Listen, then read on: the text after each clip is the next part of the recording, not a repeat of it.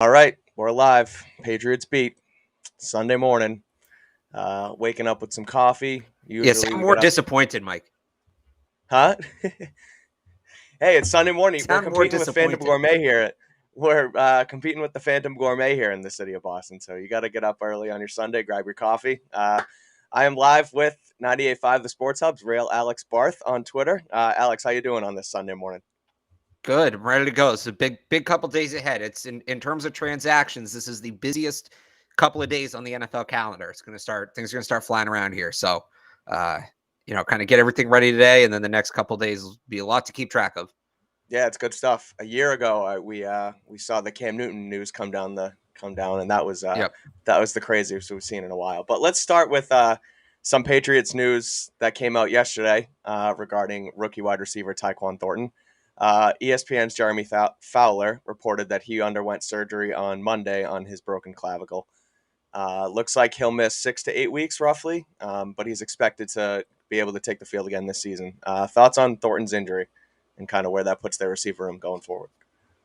I mean, I don't think much changes with this based on what we had heard initially. It's kind of the same timeline, right? 6 to 8 weeks. Yeah, Realistically, you're looking at 7 weeks. I think I think the six number is a little misleading because for him to do that, it would mean not putting him on IR to start the season, which if he's going to miss 3 weeks, he's going to miss 4 at that point. I know right. that might drive some people off. Well, bring him back when he's ready. It's worth the roster spot that one extra week, right? Um, so and we went through the schedule right last time we did. I don't remember if that was with you or with Ryan, but we went through the schedule, me and somebody, like mid to late October. So that's what we thought. It definitely opens up the door for Lil Jordan Humphrey, maybe Trey Nixon. I think they do carry that extra receiver now. Yep. They'll IR Wilkerson once they can, and then somebody else they cut. So it's a speed hit certainly. I think maybe you look Mm-hmm. around the league and see who else gets cut if they don't keep Humphrey. Is there a guy who maybe more mirrors Thornton's skill set in terms of the speed that they could bring in just to start the season, and then you see where you go from there. But I think all things considered, missing a month and a half to start the season could be a lot worse. They generally ease rookies in Definitely. anyway. I know people want to think that he was going to come out and just be this breakout star. I don't think he was going to play that much to start the season. So I don't think it impacts their overall plans too much. It is very disappointing. You have this promising rookie receiver. Now he's not going to get to start the season. Don't get me wrong. It sucks. But I don't He think was it the changes story. that He was much of the what they were story going of to do. camp. Yeah, he was Oh, the yeah. story of camp. It was super exciting. It was finally The Belichick positive story drafts. of camp. Yes, yeah, yeah, fair. Positive story of camp. Finally, Belichick brings in this receiver after the duds he's had in the past. Any injury concerns with Thornton? He's a small framed guy. He's long, but he's thin. Um, right out the gate, he's already injured. I know that happened with guys like N'Keal Harry, who was bigger, obviously. But any concerns on his injuries? Right. No, I actually think that's a really good point. It happened to Kill Harry too. So they shouldn't have drafted him. He's too small. He's going to get hurt. I don't think that's entirely false, but there's no perfect prospect on the board, especially at that point. If it wasn't that thing or another, people are saying, well, they should Right. have taken George Pickens. Look what he's doing in Sky Pittsburgh, Moore and too. Yeah, he's right. bigger. Well, I would say with Pickens specifically, go look at Sure. how many games George Pickens played in college and tell me there's no injury concerns with him. He's coming off a torn ACL. So if you took Pickens, there's an alternate universe where Pickens is here and he hurt his knee and Tyquan Thornton's tearing it up in Pittsburgh, right? So I think that's a false equivalency. With Sky Moore, he's almost a different position, right? He's that Yeah. true traditional slot receiver. If Mm-hmm. you want to say they should have focused more on that kind of player, then it's a fair second guess. But what they were trying to get from the pick with Thornton, they just wouldn't have gotten with Sky Moore, whereas Pickens is more similar to Thornton. So, are there injury concerns with him? Sure. But he'll bulk up over his time in the NFL. I think that he'll lessen those concerns. And, at that point, you're picking in the draft, it's injury concerns or it's character concerns. Or maybe there's like a glaring flaw in terms of like there's a skill set a player doesn't have, right? With Sky Moore, he's really just in the slot. You're not putting him on the boundary. He's very limited in what he does. What he does do, he's excellent at, but he's not giving you much besides that. You're not going to pick a player and there's going to be no concern. It's going to be Right. something. And with Thornton, I think they figured he can put some weight on. We can kind of try to manage how we use him. And and manage the injury things early on. Unfortunately, that didn't happen completely, but I don't want to say it doesn't concern me because that's his red flag. But Right. any player they drafted there was going to have a red flag. So to say they made a bad pick, I think is a little disingenuous. It's also a broken bone. It's not like it's, soft tissue stuff that's kind of seems more injury prone for some guys. It doesn't ring injury prone to me. It's kind of just a freak injury that happened off the bat, and he'll recover. He'll be back, like we say, 6 to 8 weeks, and hopefully he'll make an impact as soon as he can, because we all know this Patriots offense needs it. So let's get into a Pats Raiders summary from Friday. It was not a great end to the Patriots preseason, to say the least. They lost 23-6. It looked like the Raiders just kind of ran laps all over them. Looked like a Jarrett Stidham revenge game at the beginning. He went 4 for 6, made a couple nice throws over the middle. He looked pretty good. Kind of some cause for concern, I'd say, for the Patriots after this preseason. Alex, what were your initial thoughts on Friday? I don't think I learned anything. And I mean that in the sense of there was nothing that happened that I was like, wow, this is new, right? Like the offense struggled for the most part. They kind of put it together late. That's been the whole summer. Into team practices, joint practices, the Panthers game, right? The starting offense. We saw it against in joint practices too. They struggled at the beginning. Sorry. And then at the end of the day on Wednesday, they kind of figured it out, right? So it's confirmation. And this is something, by the way, that's not this year only. Like this is going back to the Cam Newton year where there were troubles with them starting slow. It's the thing that they've had to overcome for a while now. So here we go again with it. It seems like it's going to be another factor this year. Defensively, I know there were some breakdowns. I'm actually not super worried about the defense. I think a lot of their issue, like the specific issues in that game, were either things they can clean up really easily or just preseason specific issues, right? You're not game planning necessarily in those games. You look at the touchdown stretch run to the left they had, right? You have Josh Uche on the end there, just like knifing inside and blowing the play. Right. Josh Uche is a pass rusher. I don't think he's going to be in the game in that spot in a game that matters. I think they wanted to see how it would go. That's probably going to be Anthony Jennings or Lawrence Guy or Dietrich Wise, maybe LeBrian Ray right in that spot. So that's not something that concerns me. Jelani Tavaya getting beat down the seam by a tight end. I'd like to say you hope he's not going to have coverage responsibilities in the regular season. Maybe they wanted to see him in coverage, but that's going to be Raekwon McMillan or Mac Wilson or one of the safeties, right? It's just, you're trying to do things where you want to see what things look like so you know what options you have. So the defense, to me, can all be easily cleaned up. I'm not worried about the defense. The defensive front, I think, is one of the best in the league. We'll see how much the secondary can do. Like, that's going to be the question. Can the secondary carry the weight? Yeah. Jack Jones certainly looked promising. I'm sure we'll get to him, right? Yeah. But it's, everything that happened with the defense wasn't great, but it was relatively easily fixable. The offense, it really feels like, the offensive line they don't look like they're on the same page. Nope. Mac's internal clock is sped up, which is scary. I talked about that with Ted Johnson yesterday on the Sports Hub. That's not an easy thing to fix. They can't run the ball to the outside. It doesn't look great for the offense right now. Let's get into the offense a little more to start, because a rough go of it for the first team. They can't get anything going early. Like you just mentioned about, they have these slow starts and then all of a sudden they pick it up in an instant, and it's almost like, okay, we talk about that constantly for the last 2-3 years, even since Brady left. And it's like, but when does that end? And when does it end and how does it get fixed? Because all of us, like, you can't win games like that. You can't rely on, we're just going to figure it out. Especially if you're a run-heavy team. Right. Oh no, we're just going to figure it out. Like, you can't rely on that. How do we fix that? Mac didn't look comfortable. His offensive line seemed to be failing him. He doesn't, it's just a brutal interception by him. Not really. I don't want to say it wasn't his fault because he threw it in between 5 guys right in the guy's breadbasket, but it's just, like you say, his internal clock sped up. Right. So what's the fix? So let's break that down. It's a rough read by him. It's a bad read by him.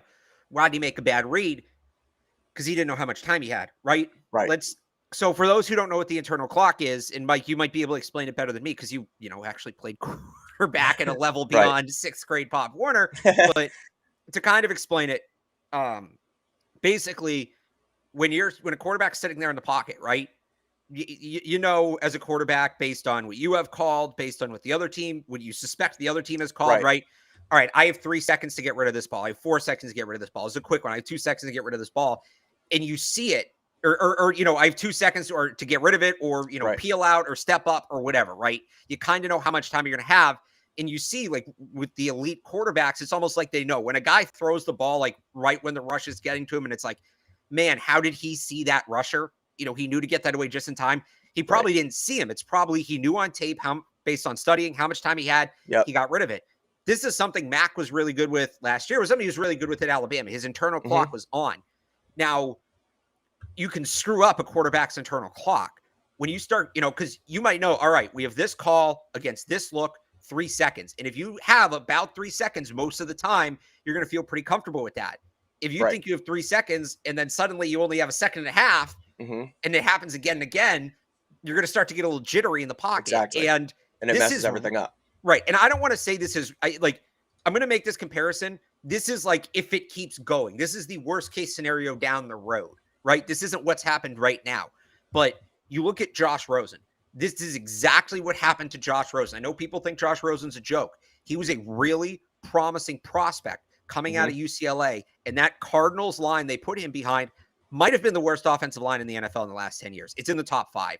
And he basically, his internal clock got ruined. And he got very jittery in the pocket. He was afraid to go through his progressions. He couldn't get his feet set. He's throwing off his back foot, all of it.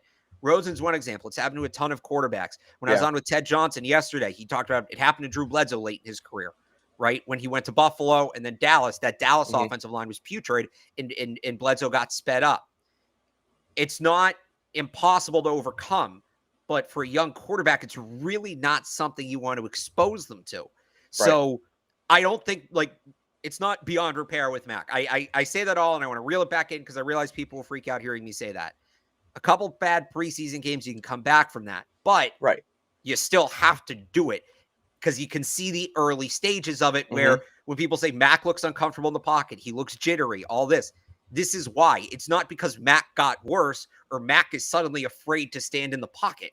It's because he doesn't have the protection he had last year, and now he's unsure of what his pocket situation is on any given snap.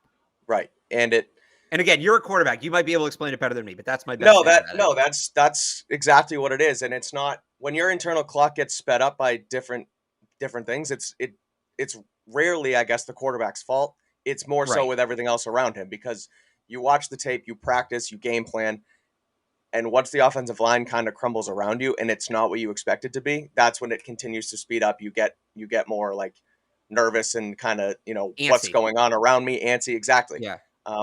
But I think you tweeted it during the game, and I kind of made a note of it as well. But once they let Max sort of spread out and just let it rip, he got in his own rhythm. He had 3+ plays consecutively to Parker, Aguilar, and Bourne. He made quick reads. He got the ball out. It's like they just kind of they shift the offense into this different thing, and then it works. He finished 9 of 13 for 71 yards. It was fine, but it's not consistent, and it has to get consistent fast. Well, I would say, go ahead. So no, you talk about, when they spread it out and they go to, 4 wide, 5 wide. Right. One, that's more like what he did at Alabama and what he did last year. I think it better plays to his skill set. And even with the clock thing, like the other stuff they're doing, the play action, rolling back under center, that's a lot tougher. When you're in the gun, it's very simple. You get the ball 1, 2, 3. Like it's much cleaner. Right. Under center play action too, you turn your head to the defense, so you completely lose where everyone goes for a second. You have to refine people. Right. And that's with a worse offensive line, that's gonna mess up your whole rhythm as well. So. Especially a quarterback that's not used to doing that. Mac primarily ran the gun in college. And the other thing is, so when you go to that 4 wide, right, and you can motion the running back out and you can do other motion stuff, you sort of force the defense to declare, right? If you're in 5 wide and there's nobody in the box, all right, you probably have man, or they're disguising it pretty heavily. You probably have man. You can put guys in motion, see man or zone. When you're under center and you have motion built into some of these plays, you can't necessarily do that. So there's opportunities. This is where and I'm not saying Mac can't necessarily handle it, but the reality of where we're at is the entire offense has taken a step back. And I think you sort of need to reset that Mac just looks a lot more comfortable in that gun spread look. And I think right now the best thing they can do is put Mac in a situation where he's comfortable. Yeah. Another injury that happened during Friday's game. Ty Montgomery goes down with what looked to be a lower leg injury. We haven't heard anything about it yet. No. What do you take from that? Anything? Uh, I think Just that's that it's the weekend? well. So I'll go off this. I think that Thornton we heard within 24 hours, right? Right. So I'm going to use that as an example and say this is probably a good sign that we haven't heard. Okay. I that's all I'm going off of. I don't know, but I Right. think if it was something legitimately serious, we would have heard about it. Now we'll get a better idea this week. If they place him on IR, he's going to miss at least 4 games, right? So we'll know. If they don't place him on IR, that's a huge sign. I think I said that with Thornton last week, but it's still true. Yeah. Right. Running back room looks pretty depleted now with Montgomery potentially out. Kevin Harris, who I've been down on pretty much all camp, 6th-round pick. He actually looked pretty good. He had 4 carries for 54 yards, but he also had 1 real fumble and 1 what could have been a fumble, which he ended up being down. But ball security questions for Harris in Friday's game, which I don't think that looks good for his outlook. Bill always wants, I think you tweeted at ball security's job security. And what do you think of the running backs more so on Friday with that? So I'm working on my roster projection a little bit during the game, and obviously I'm open to changing it during the game. I don't want people to think I jump ahead, but and as an example, Kevin Harris running hard. I'm ready to put him on. I don't see it with JJ Taylor, as people who watch this show know, but then, like you said, Harris puts the ball on the ground twice. And I know the second one wasn't ruled a fumble, but that's not how they look at it. They look at it as you put the ball on the ground. The way the Patriots coach you, doesn't matter if you're down and you let go. You should stand up, hand the ball back to the official. That's what they want you to do. Yep. So Kevin Harris puts the ball on the ground twice. JJ Taylor makes that great effort play, right, to go recover that fumble. I think it was Brian Hoyer on a strip sack. Those are the kind of things that they look at when they do this, especially when you're talking about, the roster spots 50, 51, 52, 53. So I think right now, JJ Taylor has the edge. They could keep both. And I think they're going to keep Pierre Strong. I know some people have asked about them cutting Pierre Strong. I don't think they're going to cut a 4th round. I don't either. No. And I know you had that on Twitter, but I think JJ Taylor right now has the edge over Kevin Harris. We'll see if that one game makes a difference. But the way the Patriots grade things, and this is how they do their end of season grades and how they do, kind of now. Football's what have you done for me lately? Sport. They put more weight on the last thing they saw. And JJ Taylor had a better game Friday night than Kevin Harris did. So it might come down to that. Yep, those running backs, they're all fighting for jobs. They're gearing up for their fall, just like job searchers on LinkedIn. So as you gear up for fall, you need the right people on your team to help your small business fire on all cylinders. LinkedIn Jobs is here to make that easier, make it easier for you to find the people you want to talk to faster. You can create a job post in minutes on LinkedIn Jobs to reach your network and beyond to the world's largest professional network of over 810 million people. You can then add your job and the purple hashtag hiring frame to your LinkedIn profile to spread the word that you're hiring so your network can help you find the right people to hire.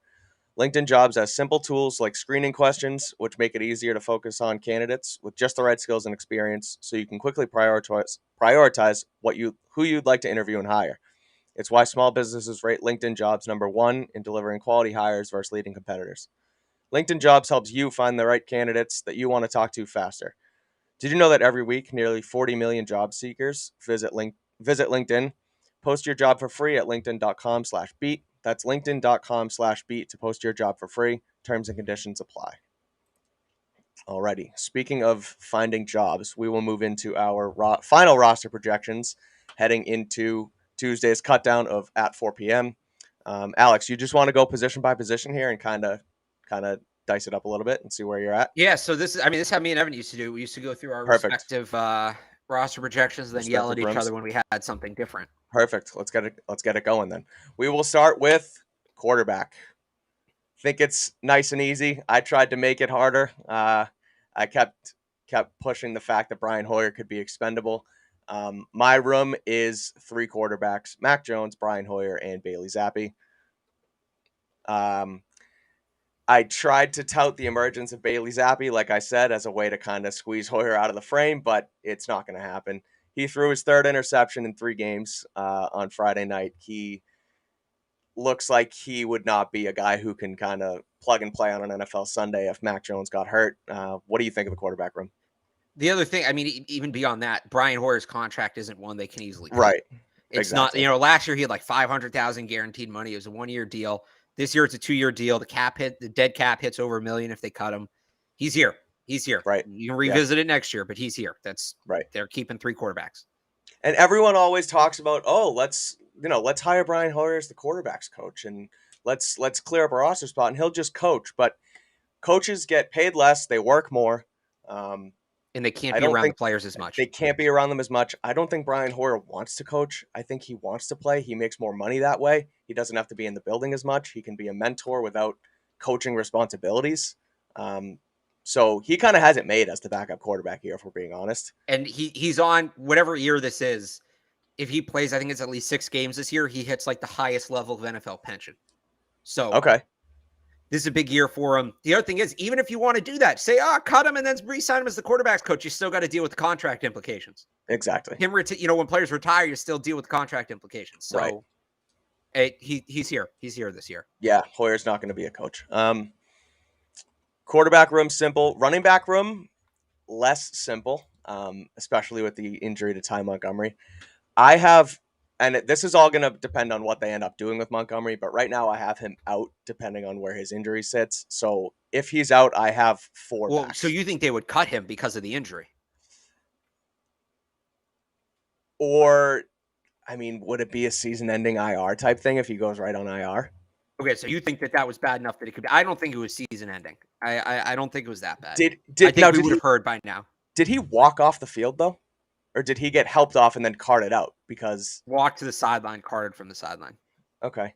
Well, limped. I should say limped to the sideline, carted off okay. the sideline. Let me hear your running back. I'll give the obligatory Brady walked off in 08. So yeah. Well, where's your running back room at right now? I have 5. I had 4 before the injury. I think Montgomery's probably a short-term IR candidate, so they get these 5 guys on. They IR Montgomery, bring somebody else back. Okay. I've Damien and this isn't like a depth chart or anything. I'm just reading here. Damian Harris, JJ Taylor, Ty Montgomery, Ramondre Stevenson, Pierre Strong. Okay. And it's like I said before, it's between Taylor and Harris. Taylor had the better game Friday night. So that's what it comes down to. And I just could they keep 4 and then IR Montgomery and have 3? They could, but they don't seem super confident in Pierre Strong right now.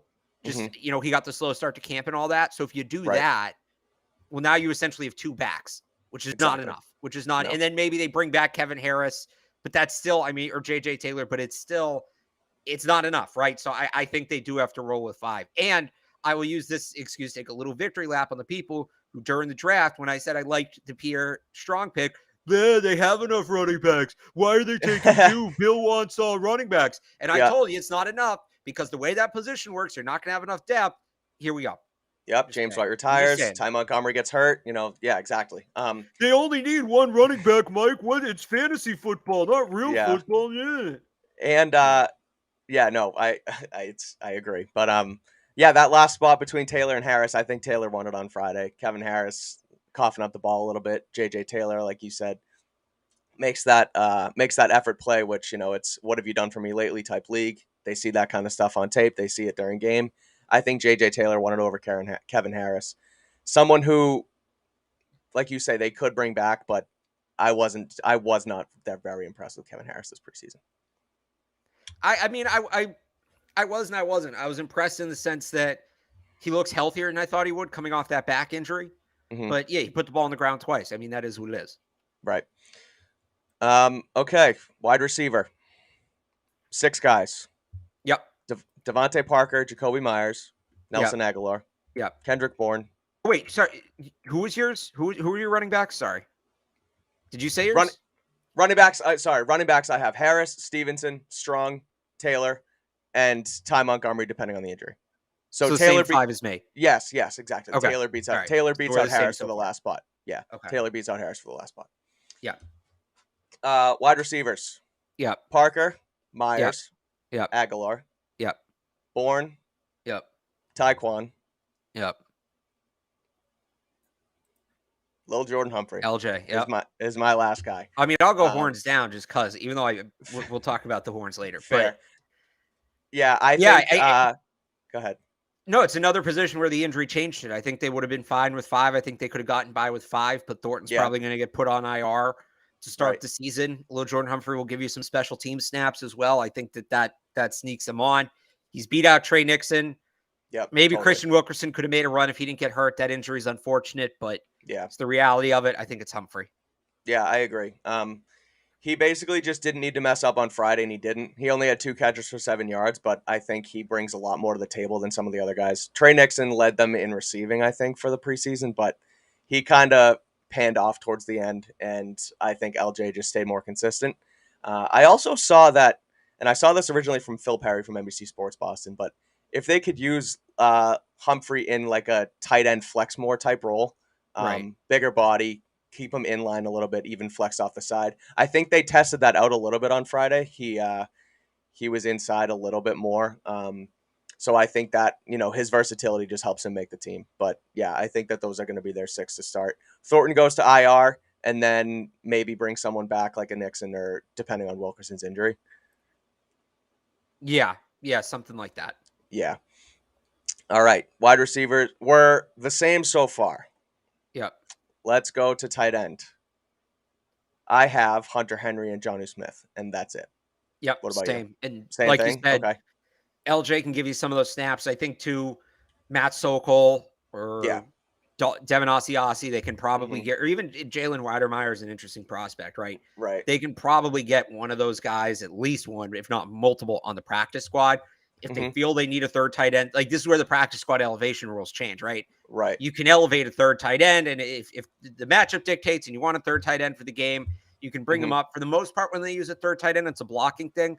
They'll just throw another tackle out there. They're going to Right. be a better blocker anyway. Mm-hmm. So if they feel they need a third pass catching tight end or somebody gets hurt, they can elevate someone. It's not a spot they need to give a roster spot to. Right. And I went back and forth, I think, 3 times when I did my 3 projections with Devin Asiasi. I think I had him on or off, on, off. When with Henry missing some time last week, I thought that maybe they'd want to keep a third guy around just in case on the 53. But Asiasi didn't play on Friday.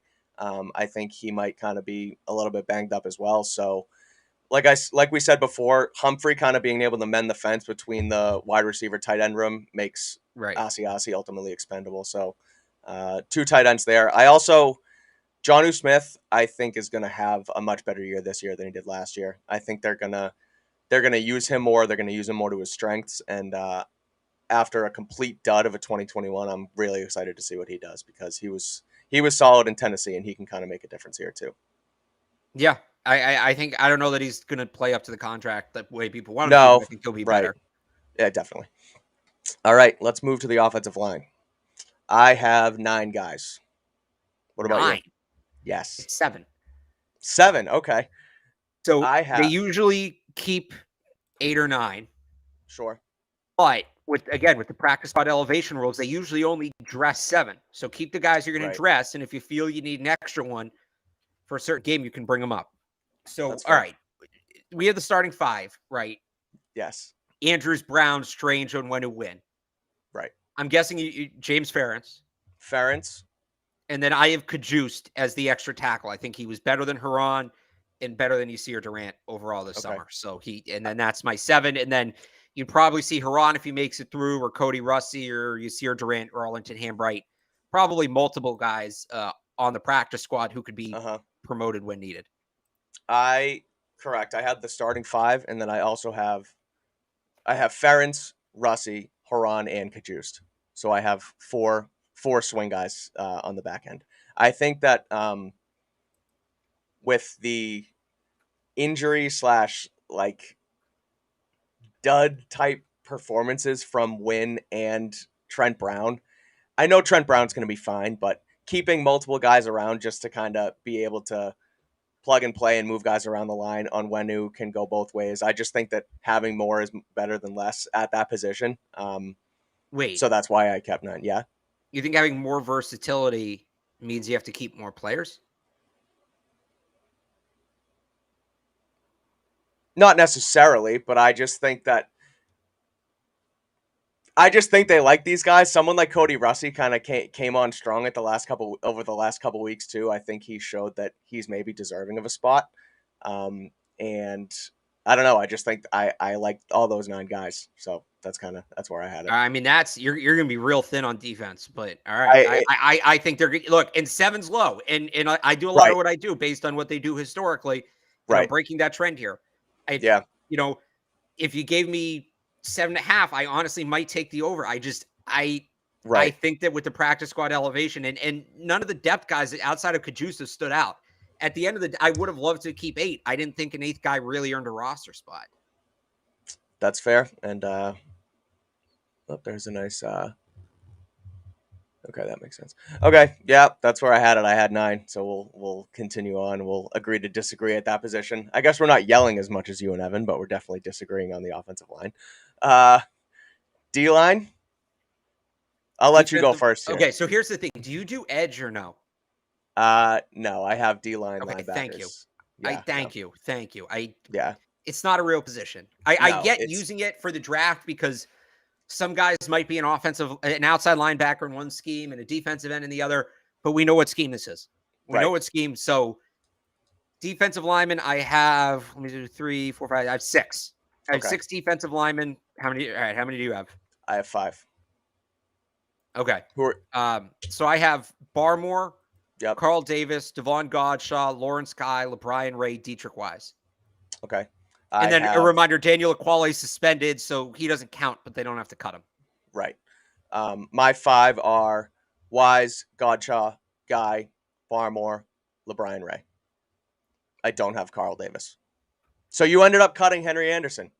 I did end up. So the way I saw it, there's really 4 guys competing for the last 2 spots there. It's the 2 veterans, Davis and Henry, and then LeBrian Ray and Sam Roberts, the rookies, competing for 2 spots. And I think they really like Davis. I think he's a leader in that room. If they want to move Godshaw around, have him play some 3 tech like he did last year when he looked at his best, or even some 5 tech, Davis can be the true nose when they do that. Carl Davis, he's not a very versatile player, but he's very, very good at what he does. And given how they struggled against the run last year, you'd think they'd want a guy like that. And then I think between the 2 rookies, I think LeBrian Ray offers more. I think he's been better. I think he has more positional versatility. I think he has higher upside. Sam Roberts is probably a guy they can get back on the practice squad. Exactly. So I don't think they'd keep both veterans because you want to keep at least one of those rookie contracts, but that's how I split it. Yeah. I think, at the end of the day, like we said, I feel like Henry Anderson was just kind of, he didn't, I mean, granted, he's a veteran guy. He's a veteran presence, but I think there's more potential with these younger guys like a LeBrian Ray. Sam Roberts popped early, kind of, I don't want to say fell off, but he just kind of. Well, he played well in 2 games, but that's really it. He didn't necessarily carry that over to practice. Exactly. And then the game he didn't necessarily pop in was the 3rd game. Right. Which, like we said, what have you done for me lately?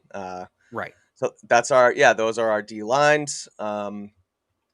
Linebackers, no edges. We'll go right to linebackers.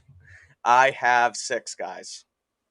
I have Judon, Bentley, Uche, McMillan, Mac Wilson, and Anthony Jennings.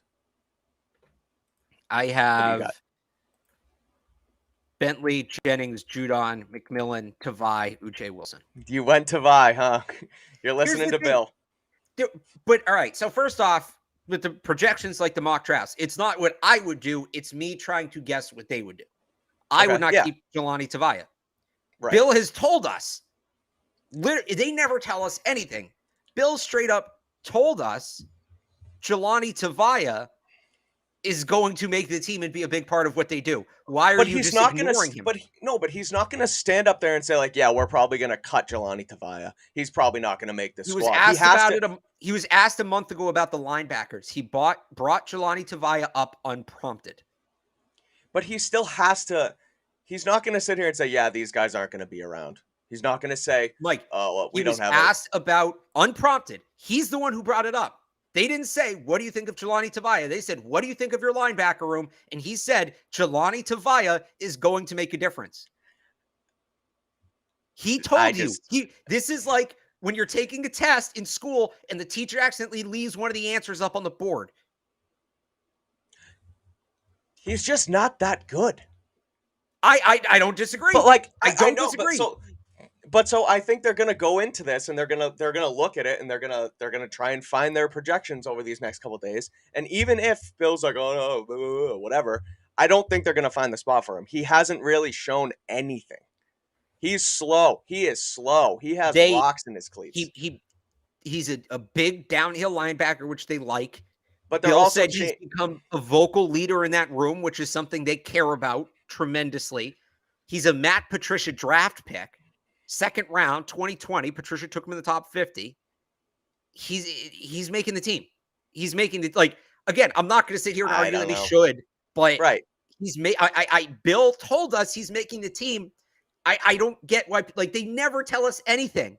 We're always, man, if only they were a little more open, it would make it so much easier. And they tell us something, and people are just like, no, that's not it. So I don't think they're gonna do it. You think this is? I just don't think they're gonna do it. From Bill. Yeah, it's a big. Maybe try to raise his trade value. Yeah, Jelani Tavia. Exactly. Yeah, right, maybe it is. I think Bill loves him. I don't think they can do it. They seem to be changing. What? They seem to be changing from the big downhill linebacker with, you're losing Hightower. I guess Bentley's that guy, but keeping Mac Wilson in the fold, having Raekwon McMillan. Well, let me ask this. Are they changing from it, or did they need to replace Dante Hightower? Is he here to replace Dante Hightower? Or not replace Dante Hightower, but Bentley steps into Hightower's role, and Tavia steps into Bentley's old role as that second downhill linebacker. You'd rather speed. You'd rather speed. I know that's what you'd rather. I know that's what you'd rather. I just think, but in this NFL, you need that speed there instead of the big I know that. I know that. So then they're not going to. I'm telling you what Bill has told us, and he has shown us every single thing they have done to this point. You need to take what you believe out of it. That's not what we're doing here. Every single thing they've done to this point tells us they plan on putting Jelani Tavia on the team, including Bill telling us verbatim. How long ago was that? How long ago was that? Less than a month ago. You don't think things can change from a month ago? Let me put it this way. He got hurt at practice. Okay. When the guys get hurt at practice, they normally hold those guys out as long as they can. They want them to rehab and all that, and they want to see what they have behind them. They put Tavia right back on the field. Yeah, because he has to earn a spot, and he hasn't. No, because he's important to what they're doing, and they want him out there practicing. Mike, if Bill... I know. You called you right now and said, Mike, Jelani Tavia is going to make this team. Like, would you put him on? Because Bill's done everything short of that to tell you he's going to make this team. If he did it right now, sure, I guess I'd put him on. All right, well, he's done everything short of that to tell you. Well, we'll see how it plays out before Tuesday at 4. Let's move on. Cornerbacks. This is the room that I have had a hard time with ever since Terrence Mitchell came running on the field as the first guy on the field on first Wednesday of camp. Cornerbacks, I have 6. How many do you have? I have also 6. Okay. We'll see if we have the same 6. All right, let's make it simple to start. Jalen Mills. All right. Yep. John Jones. Yep. Marcus Jones. Yep. Jack Jones. Yep. Miles Bryant. Yep. Shaun Wade. Okay, interesting. So I have the first 5. Yep. And then I count Justin Bethel as a corner because they actually play him at corner. Okay. See, well, I have him. Are you cutting Bethel or do you have him? No, he's a specialist. I have him as his own specialist group. He plays corner. He probably should play corner more than he does. He's actually not bad at it when they let him do it. Right, but they'd rather keep him, I guess, healthy, keep his snaps up for the special teams, obviously. Terrence Mitchell, to me, kind of plateaued a little bit after the strong start. I didn't think, based on the way camp started, he'd get cut, but moving Jonathan Jones to the outside is in some ways an indictment on him. They seem like they want to do this whole positionless thing. I don't know that he has a ton of positional versatility. Mitchell does compared to some of these other guys. Yep. And I still have Wade off because in that game against the Panthers, he made those 2 massive special teams mistakes. And it caught Bill's attention. And I just don't know that he did enough this week. And he was hurt to get back in the favor. Yeah. Like, he could still make the roster. He could still make the practice squad. But I had to give it, Miles Bryant made the plays that he didn't. And that's what it came down to for me. Last week, you pushed back on me a little bit, having Terrence Mitchell off, saying that they were going to be too young. What changed? Just you think that he just kind of, like you said, he plateaued? He plateaued, and I think he got dusted against, I forget who it was on that one play Adams, on Friday. Devontae. On the deep post. No, yeah. Yeah. What changes? I kind of just, we got a better look at what they plan to do with the starters. And Right. I think that they want guys who can play in as many spots as possible. Hmm. For me, Miles Bryant is a tremendously Yeah. versatile player. Right. He fits more what they want to do. Yeah, it's a young room, but it's not a great room. It's not. They're going to have to make Right. sacrifices somewhere. And I think at this point, so what changed is I thought that they'd maybe value having a veteran on that group. I think Right. what they value more probably is the positional versatility at this point, and that's why I went Yeah. with Miles Bryant. And their young And guys kind of. honestly, I between Sean Wade and Terrence Mitchell, I might go Sean Wade for the same Yeah. reason. If they are going to Right. keep another one, Sean Wade is more positional versatility than Terrence Definitely. Mitchell does. Yeah. And Jack Jones had a day on Friday night as well. He Looking like Tabucky Jones. Yeah, he was. Are you He too was young flying. to know who Tabucky Jones is? No, I know Tabucky Okay.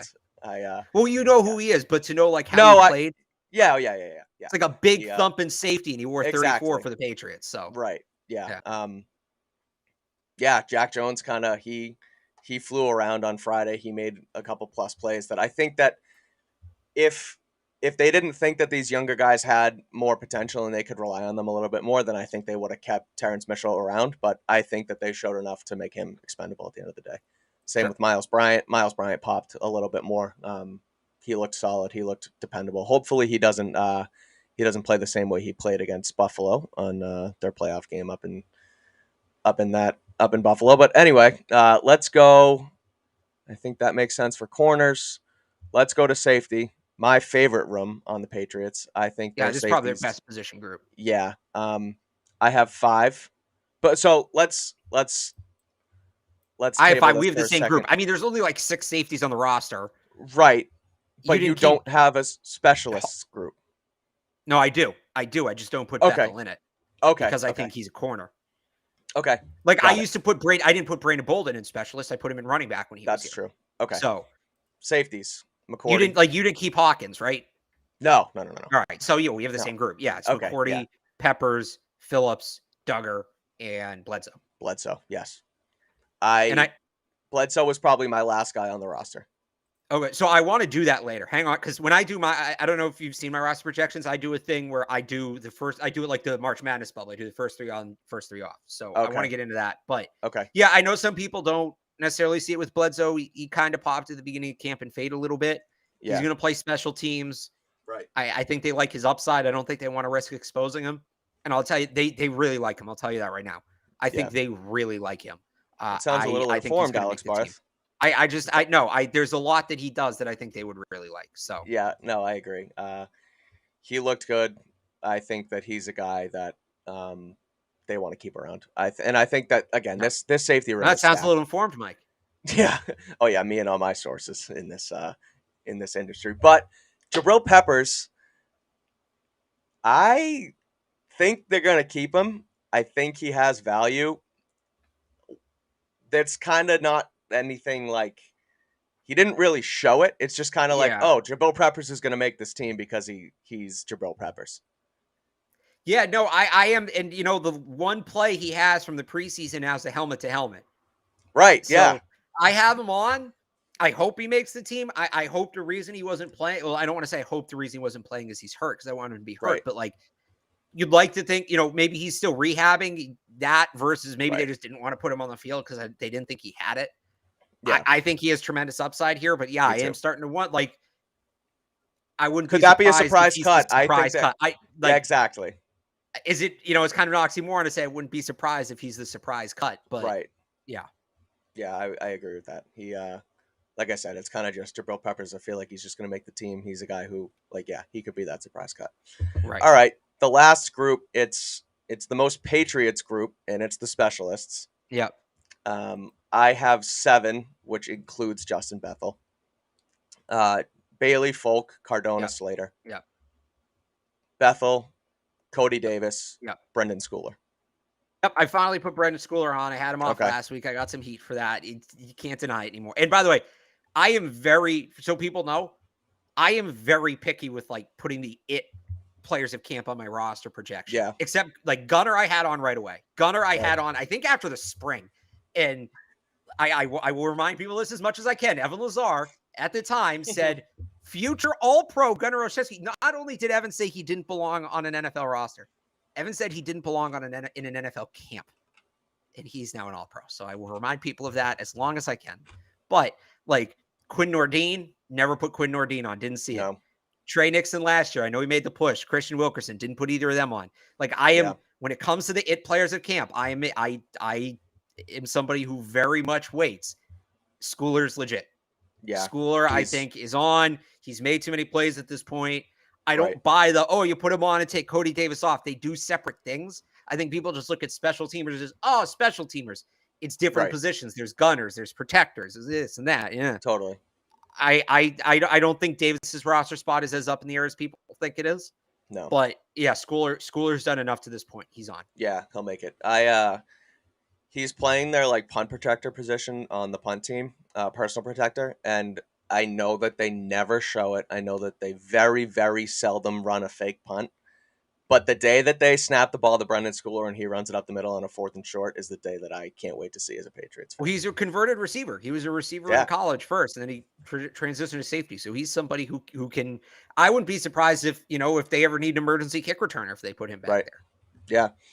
So that's that for our projections. So wait, hang on. So give me your last 3, or I'll give you mine first, so you can think about it. Yeah, you go first, because I didn't do it. I'll think about it a little bit. I put it in mine. So my last 3 on, right? This is the bubble. My last 3 on are JJ Taylor, Yannick Kajus, and Brendan Schooler.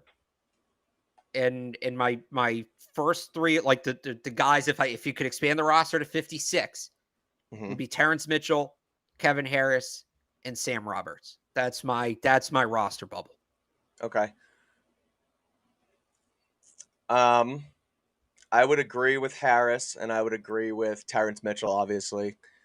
Okay. Sam Roberts, again, I didn't do it, so I'm kind of going off the cuff here. I would say that Sam Roberts is right on the fringe, too. Okay. Maybe, or for myself, Carl Davis, because I had him off. I feel like he's a first three off type guy. Last 3 on, I have Josh Bledsoe, Brendan Schooler as well, and Cody Russi. Cody Russi's my last 9 linemen. One of them. Exactly. Yeah. Totally. You're not even putting Tavai next 3 on. You're really confident that Bill is he's just not good. He's not good. He can't play. I don't think he can play NFL football on Sundays. Let me ask you this, and I know people think Bill is this dishonest guy. You go back, and I've actually done this exercise personally. I did it a couple years ago. Mm-hmm. You go back through the transcripts. Bill doesn't outright lie. There might be lies of omission. There might be, I don't know, or we'll see, when like he does know, right? But he will rarely say something that directly contradicts the truth. If you ask him about a player, he won't say, oh yeah, that guy's been like, if you ask him about a player's having a bad camp, he'll say we're all out here improving, right? It's a lie of omission.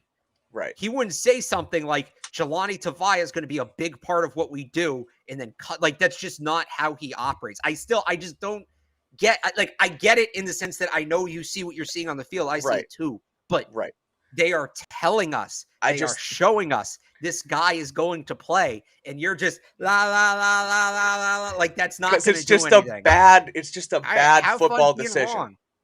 Have fun being wrong. I'm happy to be wrong about Jelani Tavai being on a 53-man roster. Should never be happy to be wrong. I'll be happy to be wrong about that. Okay, those are our rosters. We have until 4 p.m. on Tuesday to kind of wait and see this out. Moves will obviously trickle in as that comes up. They're not going to all be shown at 4.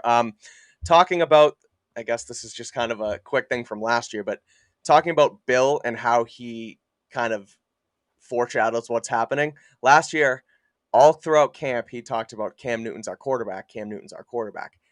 And then all of a sudden, he changed his tune.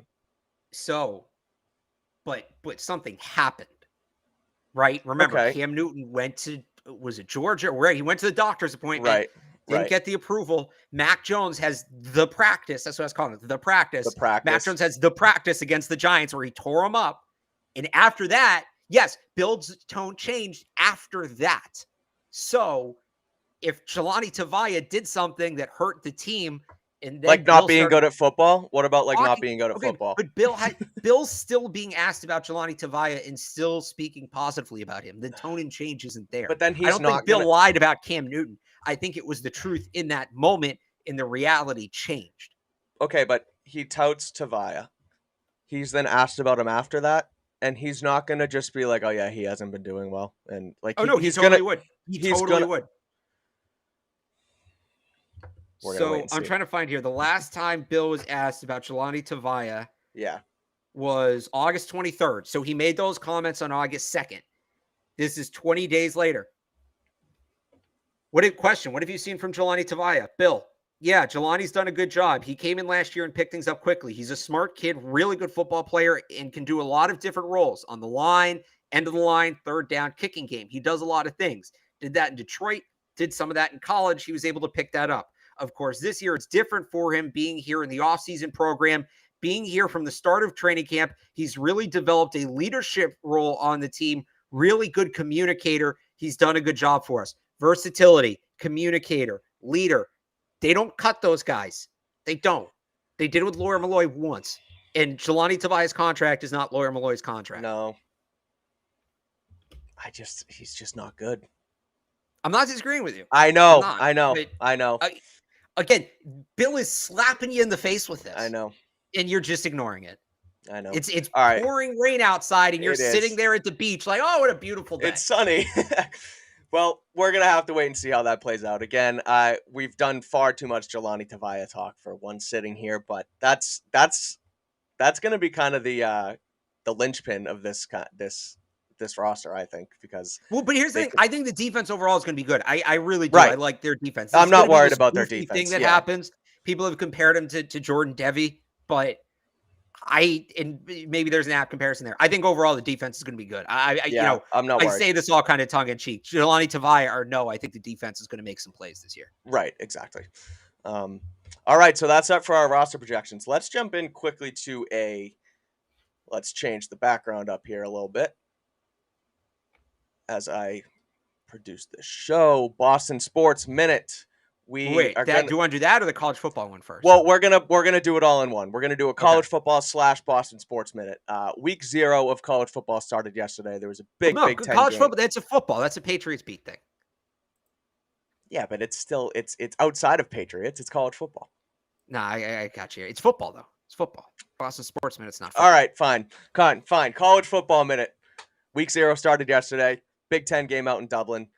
Scott Frost is on the hottest seat imaginable, and Northwestern beats Nebraska 31-28. I didn't catch much of the game, but what'd you see?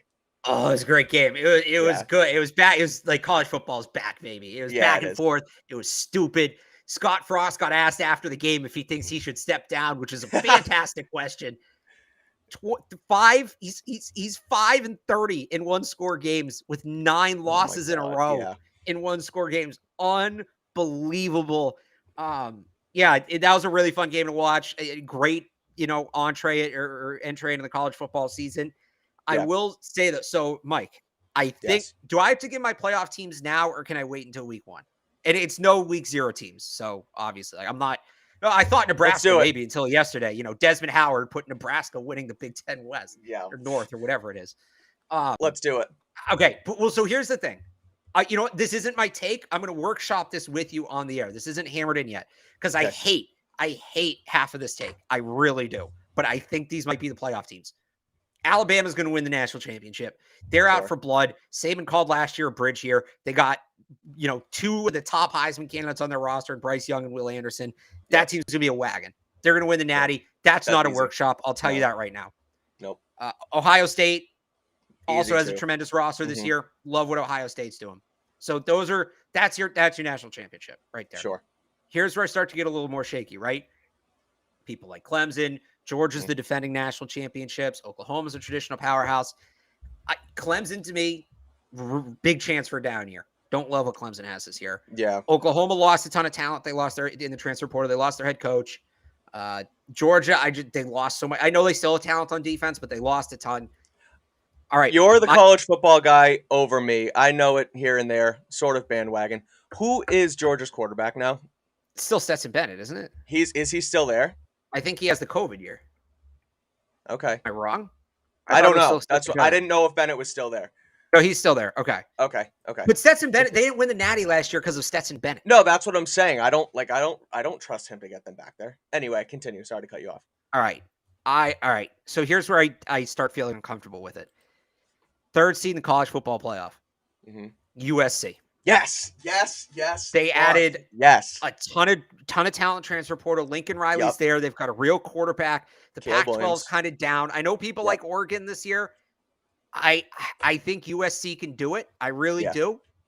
And then here's where I'm super uncomfortable, because for the last 20 years, the MO with this program has been preseason hype, strong early start, massive choke. And if you don't know where I'm going with this, I think Texas might make the college football playoff. Oh my God.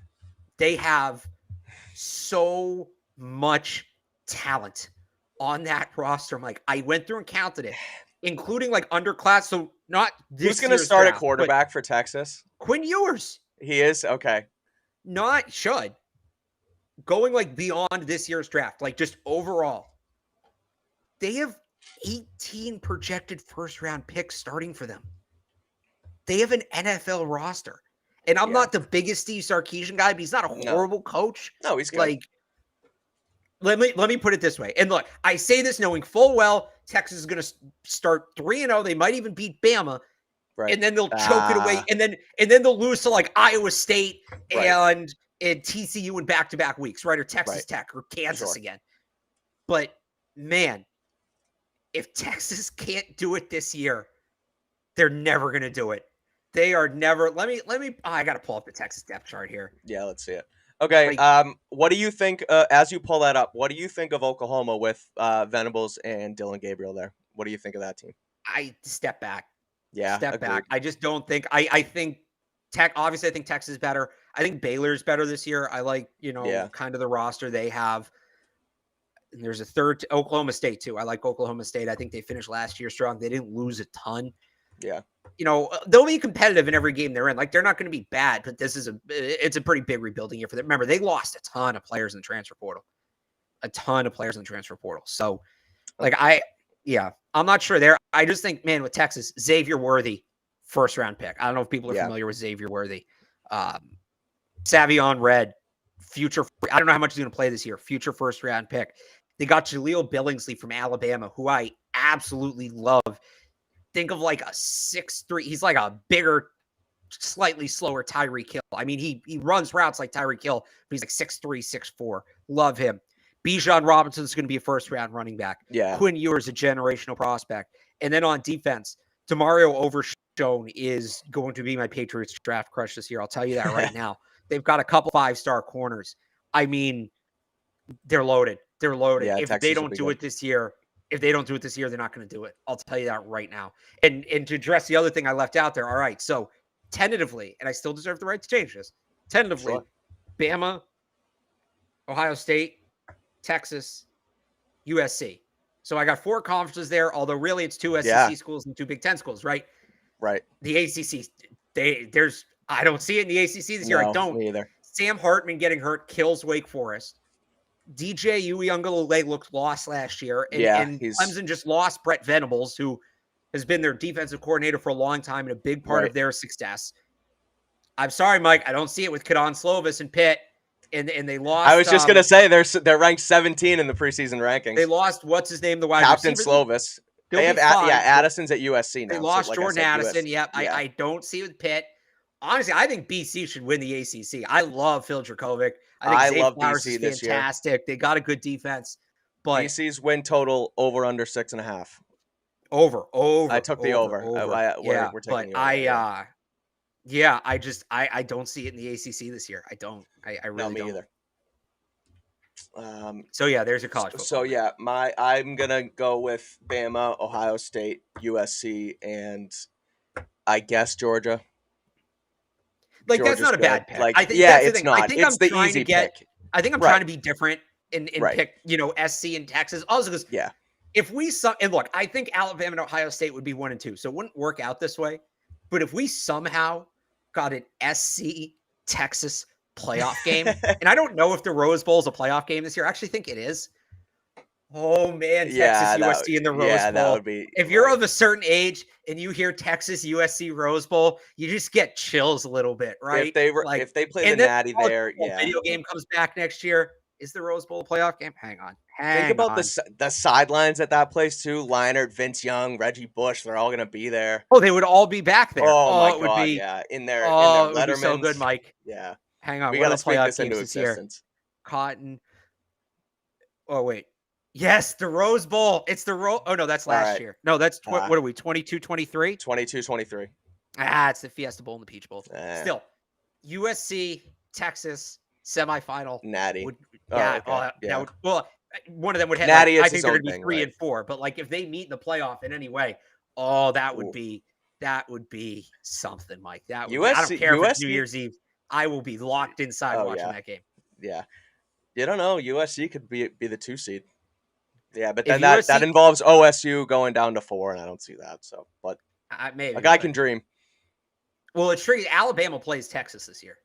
That's week 2. Oh yeah, that's right. Okay. So that makes it interesting. But yeah, if Texas, if they're low losses to Bama and they win out and they win the Big 12, I mean that should make them a playoff team, right? Yeah. You would think. Right. If their only loss is Bama, absolutely. Especially if there's no undefeated teams in the ACC, which again I don't think there will be. That probably puts Texas in. So, how does Alex Barth not have a college football podcast?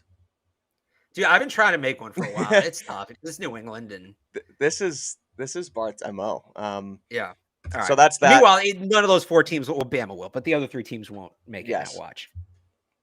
Here we go now into our Boston Sports Minute. We'll wrap this up quickly. Celtics new wing Danilo Gallinari injures his knee yesterday playing for the Italian national team in a World Cup qualifier. Looked ugly at first. Shams Charania came in early this morning and said that it was a meniscus tear in his left knee, but ACL is intact. Gallinari himself actually also tweeted about an hour ago, official medical report, meniscus lesion. I won't play Euro basketball in my hometown. Any thoughts on Gallinari's injury and kind of also just all of these guys, like Chet Holmgren's now injured, all these guys playing outside of their NBA bubbles, coming down with injuries. It's kind of crazy. I mean, we always talk about this, right? Even with the Olympics, guys maybe playing too much, getting hurt. And it feels like this year it's really shown up. With Gallinari, it feels like he's a big part of what the Celtics want to do. It seems like they've avoided a massive issue. It's the same injury that Rob had. You hope he's just good to go for the season. He's not necessarily, I don't want to say he's not jumping. It's basketball, right? But he's jumping to shoot, not like as physically. So you hope he'll be okay. I'm just glad. I don't know if you've heard the Danilo Gallinari song, the anthem. I have not. All right, I will send that to you. I would encourage people to look up Danilo Gallinari song on YouTube. I will be obnoxious with that thing this year, and I was worried that we maybe lost a shot at it. So I'm glad that it's still going to be a thing. Yeah. I am excited again for the Celtics season, even without the possibility of Kevin Durant coming in the mix. I think he's officially going to be a Brooklyn Net for this season. They added depth to their team. I think that they're the title favorites right now. I think that they'll stick to that. Milwaukee's the only one in the East that kind of worries me, but Celtics are going to have another good season again. So Gallinari being semi-healthy at some point down the stretch will certainly help them. But yeah, again, Chet Holmgren, like I said, that in that Pro-Am, was it the crossover Pro-Am with this is Jamal Crawford who runs that thing? Yeah. I think thing's they're gonna write those into contracts like the Cardinals did with Kyler Murray's video game clause. If these guys keep getting hurt in these things, I could see it. Yeah. Yeah. Any other thoughts on Gallinari? Is that's it for Boston I think sports? That's it. Anything else good for Boston sports? Red Sox. I don't know why I'm wearing a Woo Sox hat. You're wearing a Fenway hat. I don't know why we're doing it. No, that team. No, we can't do it anymore. All right, so I think that'll wrap up our Patriots Beat podcast for this Sunday AM. Thank you guys for tuning in. Again, Patriots have to get down to 53 players by 4 p.m. on Tuesday, so a lot of news is going to trickle in from here on out. You can check out my roster projection, my final roster projection on clnsmedia.com. You can check out Alex's final roster projection on 985thesportshub.com. Alex, thanks for joining me on this lovely Sunday morning. Hopefully we'll get back. Yep. Hopefully we'll get back to doing this soon. Yeah. Ryan might be back. We'll kind of be Next show with Spags will either be Tuesday night or Wednesday morning to react to roster cuts. We don't know exactly when yet, but if you follow Patriots CLNS on Twitter, they'll let you know. Yep, that'll be coming down soon. So again, thanks guys for tuning in. Alex, thank you for joining me, and Yep. we'll be back soon. Yeah, that's that.